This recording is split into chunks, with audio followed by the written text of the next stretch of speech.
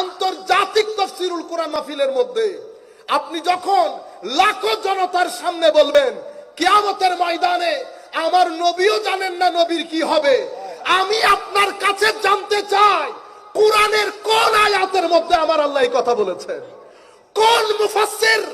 আমরা জানতে চাই তাবারি থেকে ইবনে কাসির, আমরা জানতে চাই আব্দুল হক থেকে মাজহারি, রাজি থেকে শুরু করে আজকের জামানা পর্যন্ত কোন মুফাসসির বলেছে নবী ফেল ফেল করে তাকিয়ে থাকবে? নবীও জানেন না তো নবী কি আয়াত ভুলে গেছেন? আপনি ভুলে গেছেন? আসা আইয়াবআসাকা রাব্বুকা মাকামাম মাহমুদা, আপনি নবীর কথা বলছেন। নবী তো দারকিনার, নবীর গোলামদের ব্যাপারে আল্লাহ বলছেন ইন্নাল্লাযীনা সাবাকাত লাহুম মিনাল হুসনা উলাইকা আনহা মুবাদুন।